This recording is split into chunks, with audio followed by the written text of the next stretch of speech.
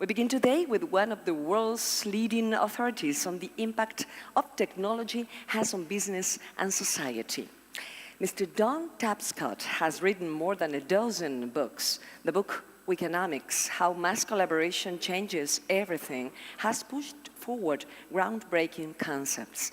He helped bring the seminal management concept, which shift of paradigms, to life. His writings have changed how business views the internet, and especially its transformational nature. His most recent book, co-authored with his son, has been recognized by Clay Christensen from Harvard's Business School. So there is no doubt Don Tapscot is an influential author on today's tech revolution and their impact in the world. So please welcome Mr. Tapscot.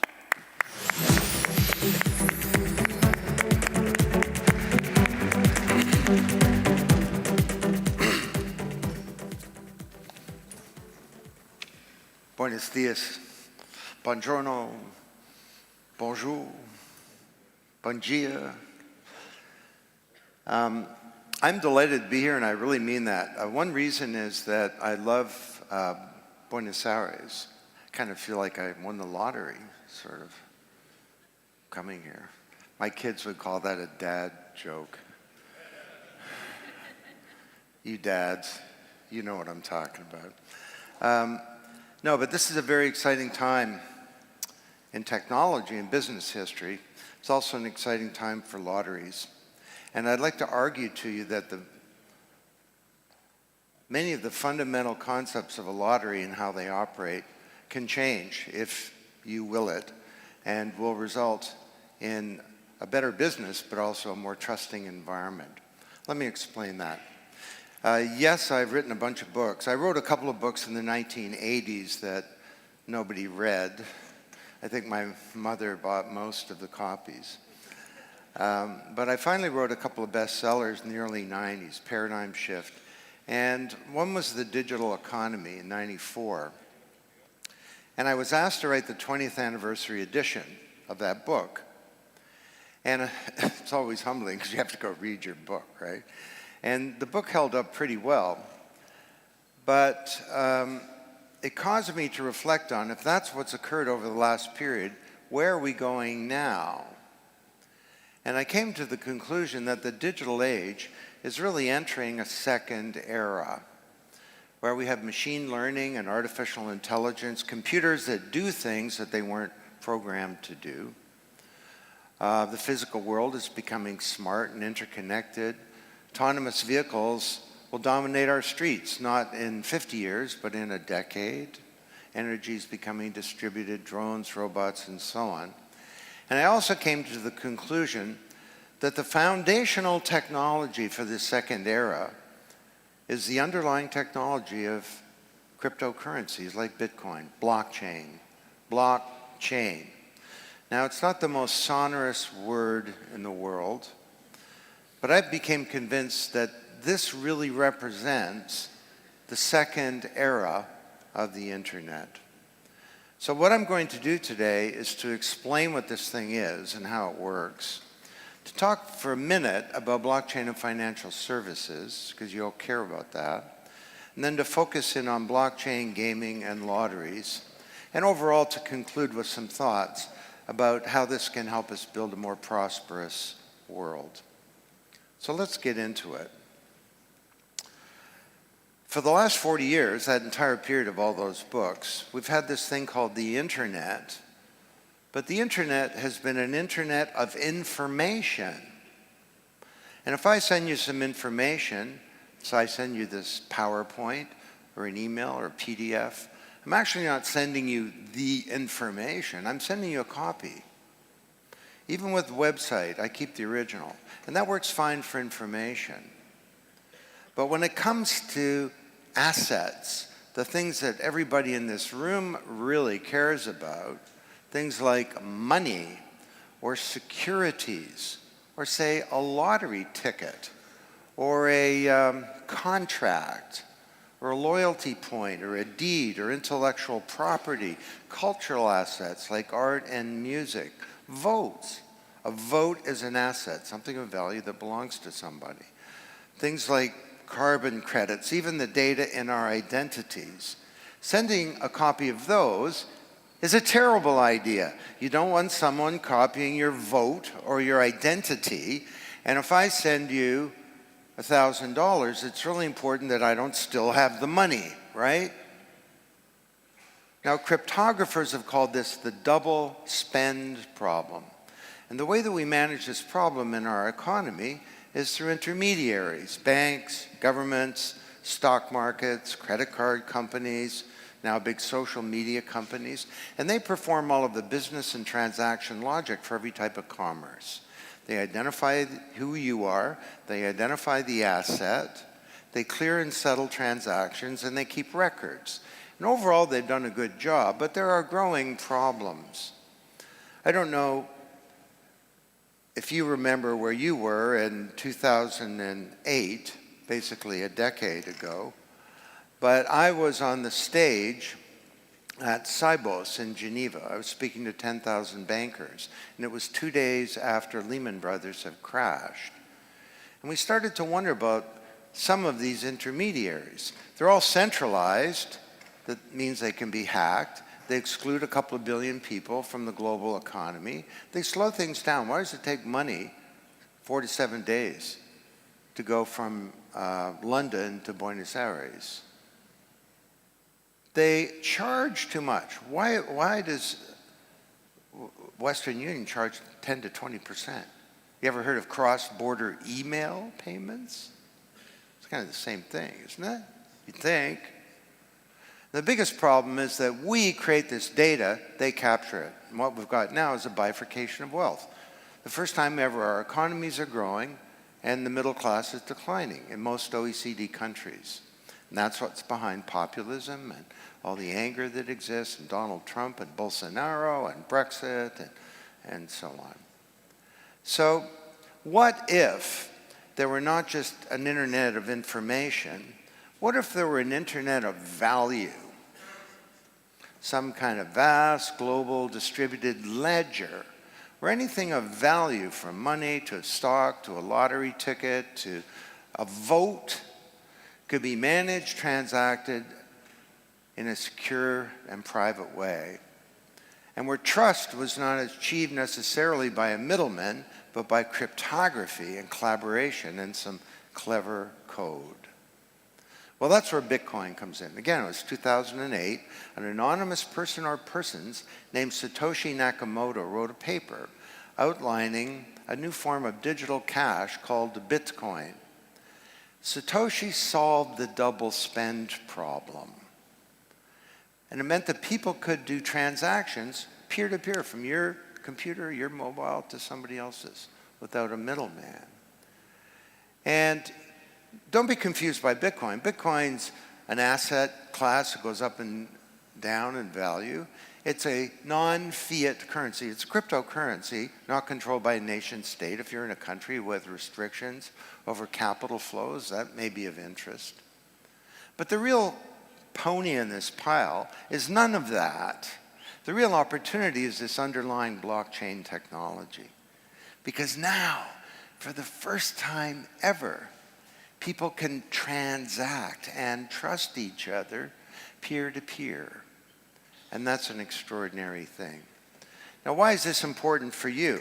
Well, I'm going to explain that in some detail in a minute. But overall, you're in the trust business. And what is trust?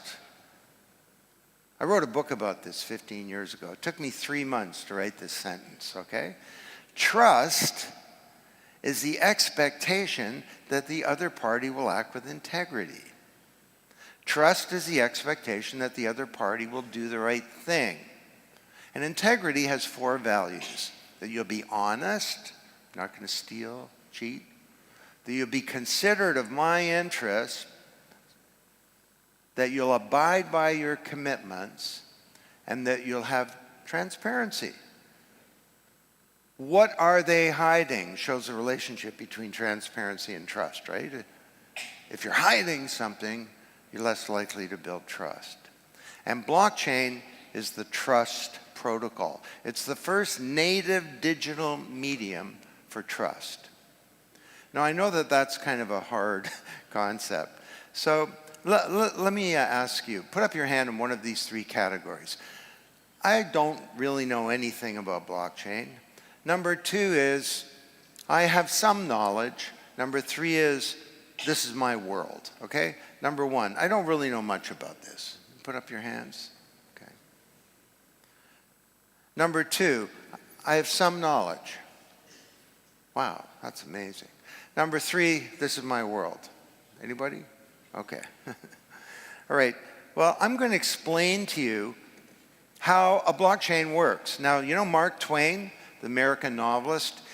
He wrote a letter to a friend. He says, "I'm sorry I wrote such a long letter. I didn't have time to write a short letter." It's taken me 5 years to be able to explain this in 3 minutes, okay? So turn on your stopwatch. Here we go. I'm going to explain how a blockchain works in 3 minutes.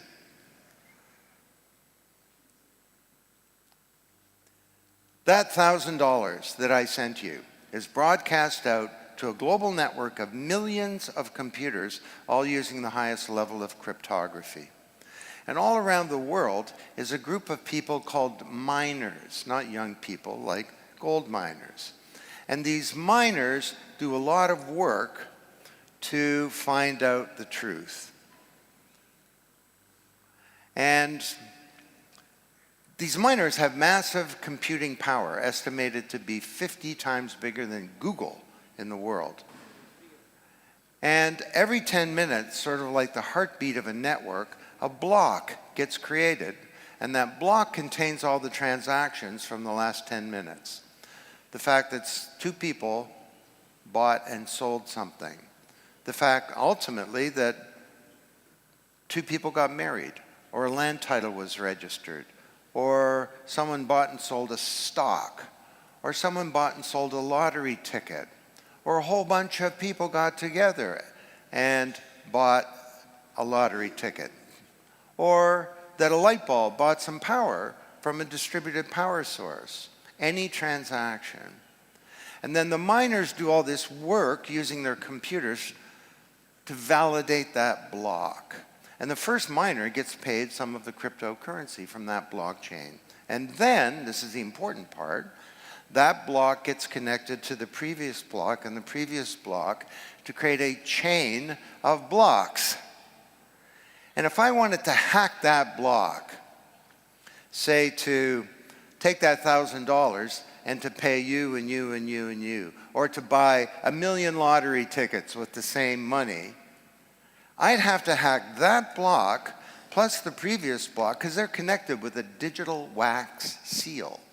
I'd have to hack every transaction that ever occurred on the history of that network, not just on one computer, but across millions of computers all around the world, simultaneously, every one of those computers using the highest level of cryptography. Now, I'm not going to say that's impossible to hack, but that's tough to do. Do any of you know the show by John Oliver? He's a comedian on late night television. Yeah, what's it called? I think it's This Week Tonight or something like that. Anyway, I had this really great analogy for why a blockchain is hard to hack.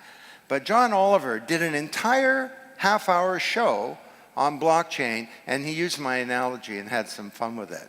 So I kind of back off a bit.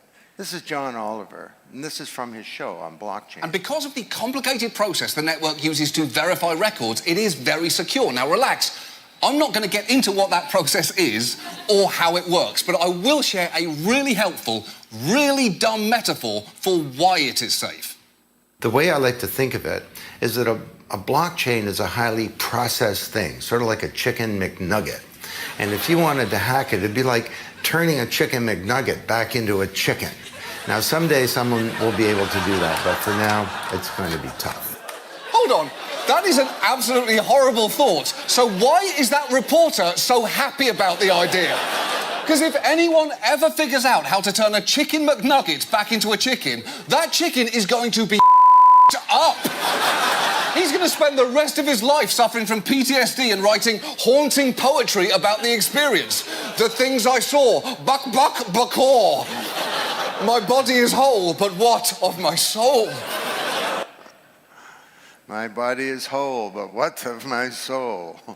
Anyway, so I don't use that analogy anymore. I still think it's a good analogy. So Bitcoin was the first blockchain. It was the first big app of the Internet of Value. Do you remember the first big app of the Internet of Information? It was called email. Bitcoin is kind of like email for this new internet. But now there are many, hundreds and hundreds of new platforms coming out that look more like the World Wide Web, where you can build any app. Hyperledger from the Linux Foundation. You've got Ethereum, invented by a 19-year-old in Toronto. It's now worth $20 billion. It's Canada's most successful startup ever. Most Canadians have never heard of it. You've got R3, 180 banks that have come together to create a new platform for the financial system. Ripple says that it can do transactions at Visa speeds on a blockchain. So this is really happening. And Dilbert is now getting involved. I'm not an engineer, so this might be a dumb question, but why can't we 3D print a blockchain and HTML it into a Bitcoin? This is the manager speaking. Alice can answer that. I quit, says that. You know who you are in this picture. Anyway, so I got together with my son Alex and we wrote a book about this. And I got lucky this time with the timing, and it is the best-selling book in the world about blockchain. If you want to purchase the book, the way to buy this book is in very large numbers, okay? Massive volume. Christmas is coming soon. You look like people with friends. Do you care about your friends? No, seriously. I'm very proud of this book. So that's what it is. Trust protocol. People can do transactions peer-to-peer.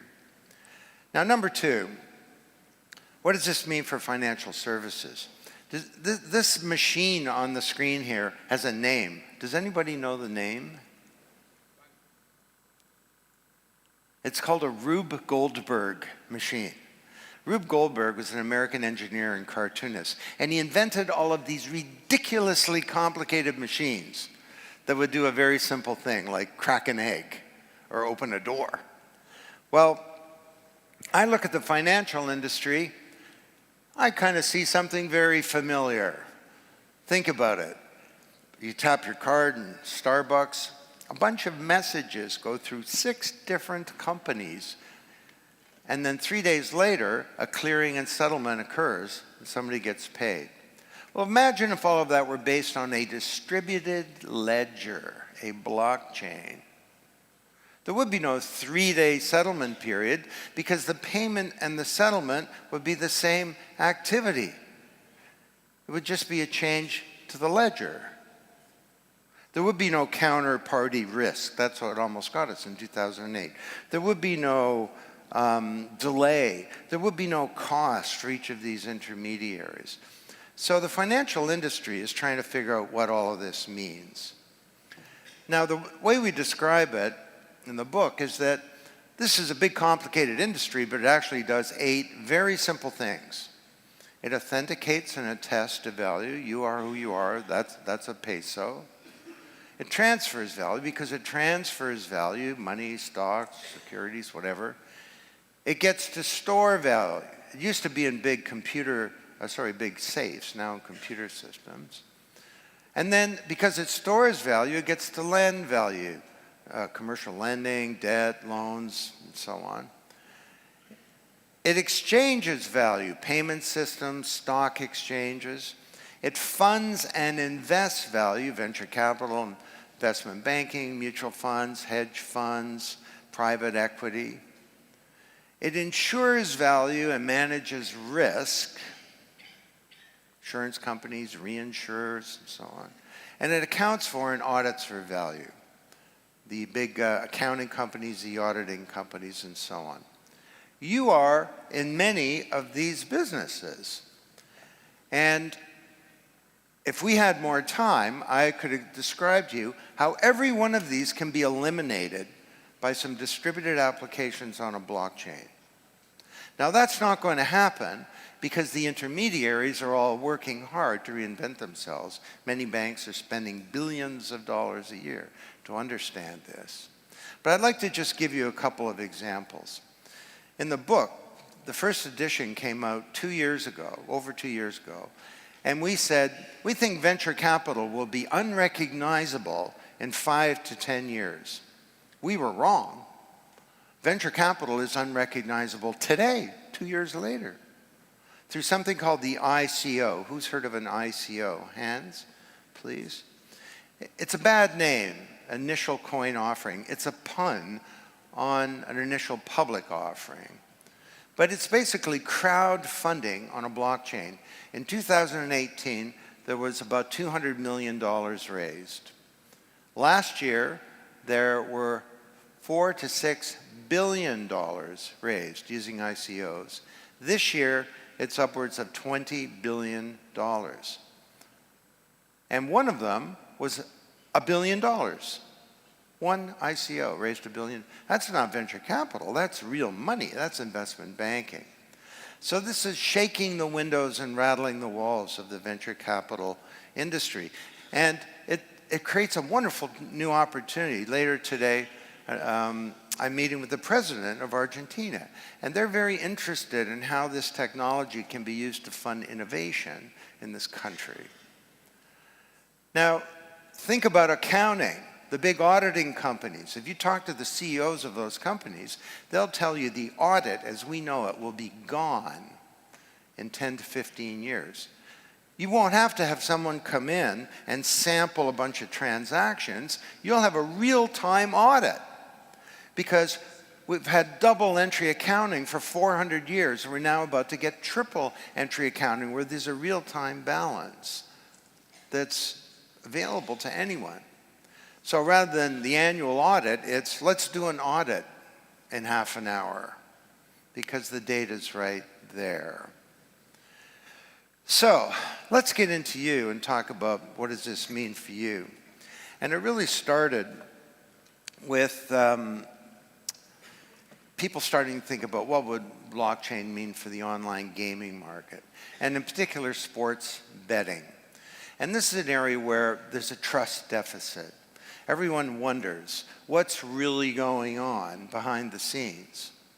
And the house always wins in sports betting.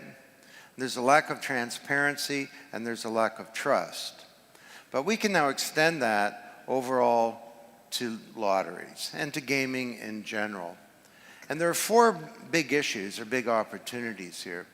The first is fair play.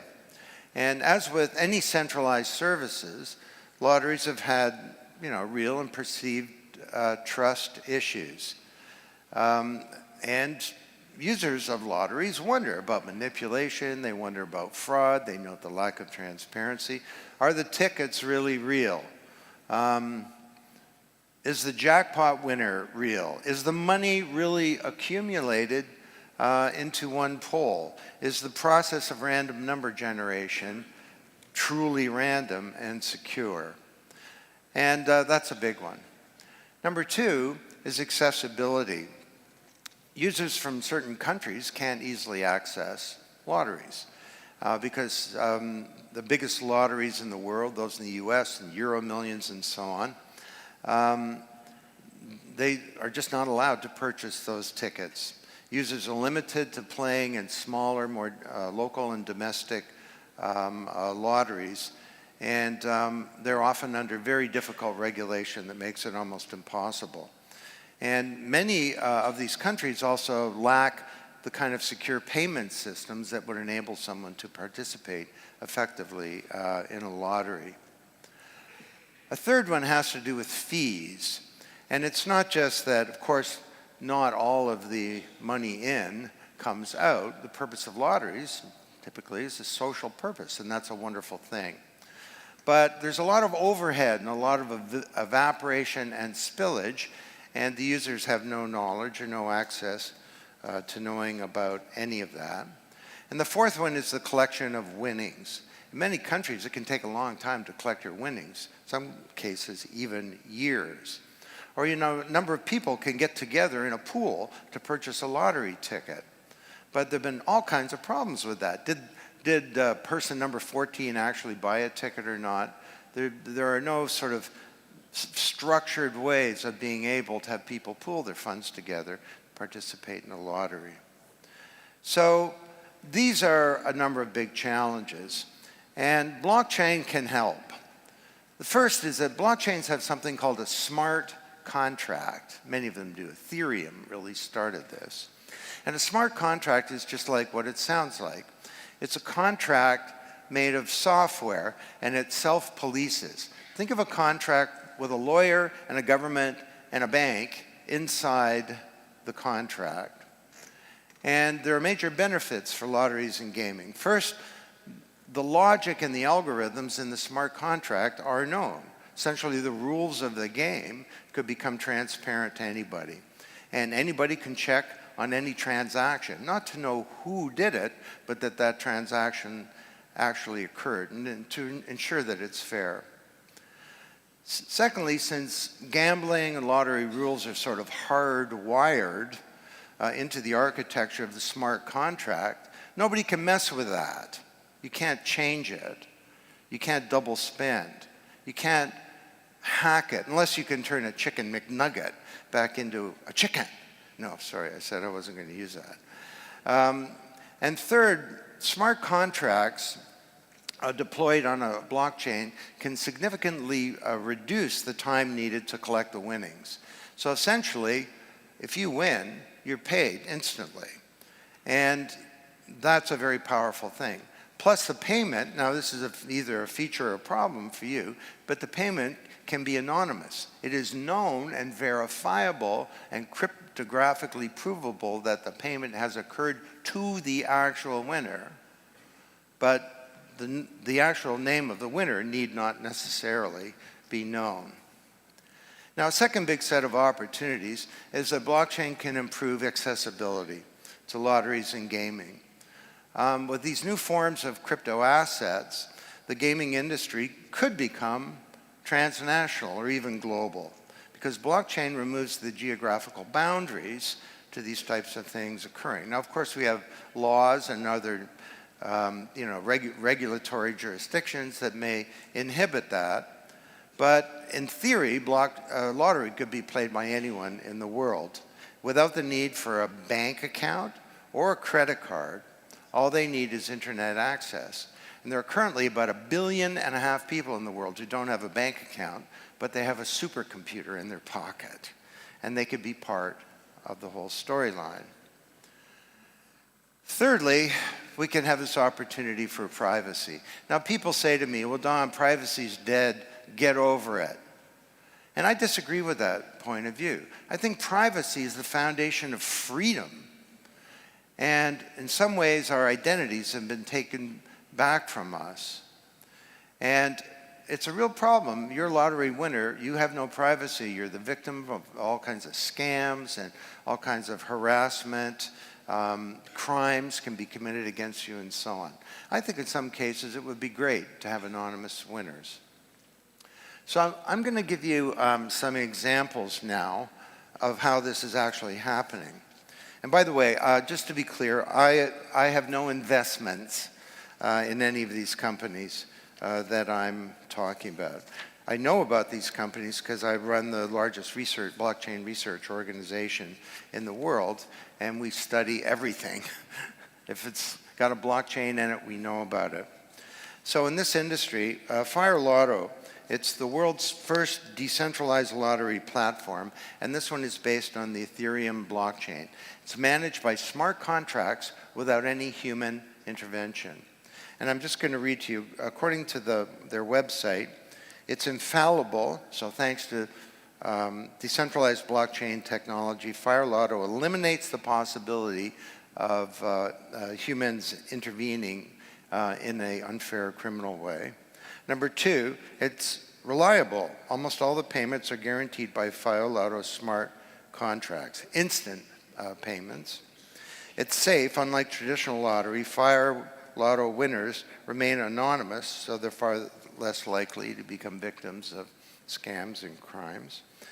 It's transparent. Unlike other lottery, Fire Lotto publishes all data on ticket sales, income, costs, and other performance indicators. Could you even think about doing that? Wow. I don't mind buying a lottery ticket because I know that not all the money is coming to the winners, but it's going to a good cause. I wish I knew more about that. It's unmonopolizable. Since Fire Lottery's blockchain technology is beyond government control, all restrictions imposed by national borders, state, local monopolies disappear. For the first time, anyone around the world can play the same game. No.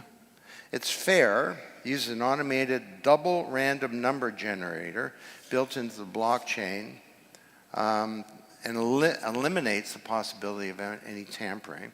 And they say it's inclusive. By purchasing Fire Lotto tickets, anyone can take part in owning a profitable lottery business. So that's both an opportunity and a threat, I think. Number 2, this one's called Kibo Lottery.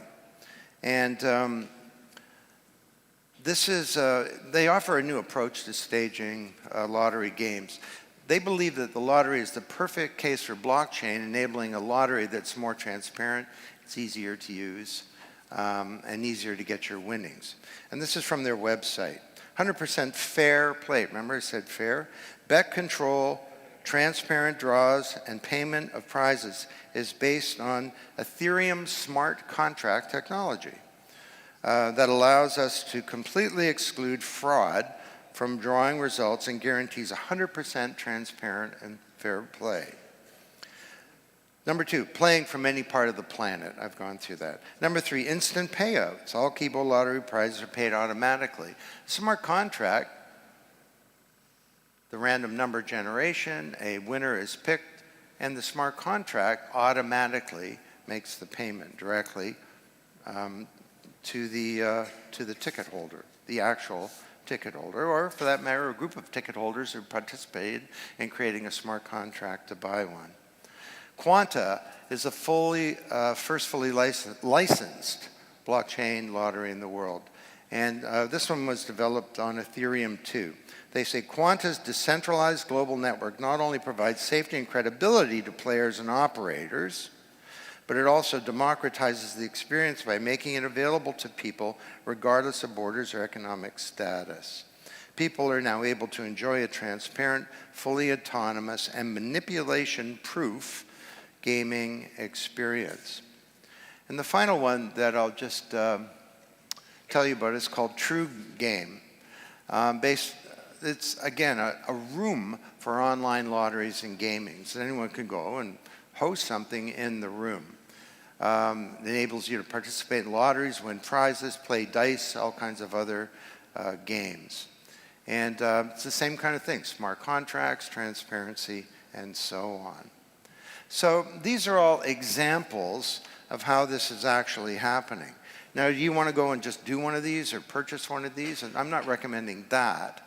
I'm saying that we now have a new platform whereby many of the issues undermining trust in this industry can be managed. Now, how you manage those, how transparent you want to be, these are all important business and in some ways regulatory decisions. But we now have a totally new platform to do this. Okay, now all of you care about the world. And I want to share with you just some of the related ways to all of this that blockchain is being used to solve some big problems in our economy. First of all, there are 2 billion people that are not part of the global economy. And as I said to you, many of them have a smartphone. So we know with blockchain, you don't need a bank to deliver financial services. That can be done instantly in a peer-to-peer way. And this was very successful pre-blockchain with something in Kenya called M-Pesa.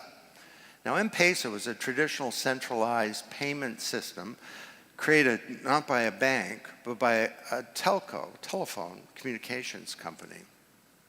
Something like 20% of all transactions in Kenya now occur on M-Pesa.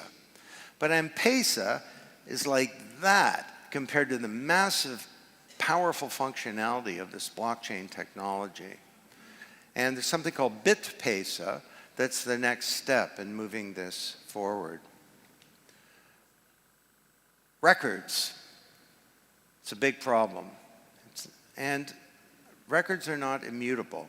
Do you know that 70% of land titles in the world, in the developing world, are not enforceable? So you're in Honduras, some dictator comes to power and he says, I know you have a piece of paper that says you own your farm, but the government computer says my friend owns your farm. This happened at a massive scale. Land titles in India, you take in your land title, and you don't own your land because somebody's bribed a local clerk. So you put land titles on a blockchain, and that's underway today, and nobody can mess with it, unless they can turn a chicken McNugget back in. No, I'm not going to go. Number 3, you know about the sharing economy? Companies like Uber and Airbnb? I don't think that's a good term to describe them. Uber is successful precisely because it doesn't share. Uber is an aggregator of services. That created a $70 billion company. Well, there's no reason why Uber or Airbnb couldn't be a set of distributed applications and smart contracts on a blockchain. You don't need a company to do that. You show up in Buenos Aires. I'm here, one of the people from the Blockchain Research Institute came over from Chile to Buenos Aires, and she's staying in an Airbnb. Well, blockchain Airbnb would look like this. You find a nice place, because a blockchain's a database, 5-star rated, push the button, that executes a smart contract. You show up at the place, you turn the door, enter the code, a partial payment is automatically made through the smart contract. You use an espresso machine, you watch a movie, smart contract captures that. You leave the place, you shut the door, the smart contract initiates the full payment. You love the place, you give it a 5-star rating, and nobody can change that. It's immutable. It's on a blockchain. So Uber could become super, as we call it, super Uber, or Airbnb. Now, there are all these people in the middle that don't create value. You're in the middle in some ways. How are you going to create new value in the new middle? So in the digital economy, I said there's a danger of disintermediation. But the opportunities to create new value in the middle may be greater. I said, look at bookstores. They're between publishers and readers. They're going to disappear. But there's an opportunity to create something new in the middle. Amazon had not yet been created. Did I invest in them? No. But this is now one of the most valuable companies in the world. So you think about this in all kinds of different industries. Annalie Domingo is a housekeeper in Toronto, and every month she sends her $300 to her mom in the Philippines. She's part of the global diaspora. People have left their ancestral lands and they send money back home. It's called remittances. This is almost $1 trillion business annually. She gets on the bus, she cashes her check in the bank, she gets back on the bus and the subway and the bus, and she goes to the Filipino mall where there's a Western Union office that specializes in the Filipino diaspora. It takes her 5 hours of a week away from her family to do this. It takes 4 to 7 days for the money to arrive, and she gets charged 10, 11% on the average over 22 years. Annalie Domingo, 2 years ago, sent $300 from her mobile device directly to her mother's mobile device over a network, blockchain. And her mother looks at the device, it looks like Uber. There are cars driving around. They're tellers. She sees a 5-star teller. He's 7 minutes away. The guy shows up 7 minutes later, knocks on her door, gives her Filipino pesos that she sticks in her purse. The whole thing took 7 minutes, and she was charged 1.5%. So Western Union's in the middle. They're in deep trouble. But there are companies like Paycase that now do this, that are re-intermediating. They're creating new value in the middle. How could you use this technology to avoid disintermediation, crowd-funded lotteries, and create new value, to re-intermediate? Enabling citizens to own and monetize their own data. This is a big, big problem. You know, the virtual you, all this data that's collected and that you create, the virtual you knows more about you than you do, because you can't remember what you bought a year ago, or what you said a year ago, or what lottery ticket you purchased a year ago, or what your exact location was, or what you got on a test, or what your heart rate was, or what medication you took, or what diagnosis. Get the picture? But that virtual you is not owned by you. We're all digital feudal serfs. Remember, under feudalism, you worked the land, you grew all these vegetables, the landlord took them away, you got to keep a few cabbages. Well, everyone in this room is out there growing data, the new asset class of the digital age. You create all this data, it gets taken away from you, and you get to keep a few cabbages. That means you can't use the data to plan your life, you can't monetize the data, and your privacy is being undermined. So how do we solve this problem? Well, some people say the way to do it is through government. The GDPR. Well, there may be a role for government, but why don't we think big? Why don't we create a self-sovereign identity that contains all of this data that you own and that's portable on a blockchain? It's in a black box, and it's sweeping up all this transactional data as you go through life. You can use that data to plan your life. So this is a really exciting opportunity. Now I speak with a little, Facebook, by the way, is in deep trouble because they are a feudal landlord. But there are new models of Facebook appearing now where you get to own your own data. I speak with some passion about this because I wrote a book in 1995 called Who Knows? Safeguarding Your Privacy in a Network Age. And my mother bought most of the copies of this particular book too. It was sort of a study in bad timing. But there are all these people in our economy who create value and aren't fairly compensated for it. Musicians being an example. The Internet of Information broke our intellectual property regime around music. A songwriter 35 years ago sells a platinum song, would receive $46,000 in royalties. Today, the equivalent song gets $35. That'll buy you a nice steak in Buenos Aires, and that's about it. So there's now all this work to put music onto a blockchain. Imogen Heap posts a song on this blockchain platform. The song's inside a smart contract. The contract specifies the intellectual property rights. You want to listen to the song? It's free, or a few microcents. Because you have micropayments with blockchain, right? You want to put this song in a movie, and the song says to the movie producer, well, what do you want to do?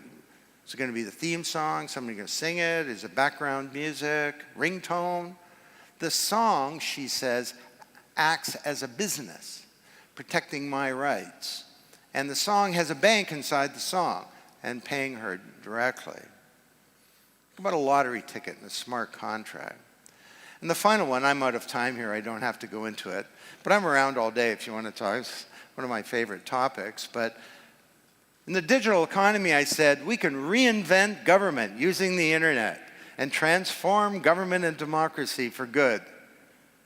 Is there anyone here who thinks we've reinvented government through the internet? I don't think so. But blockchain enables us to do some pretty exciting things. There are countries like Estonia.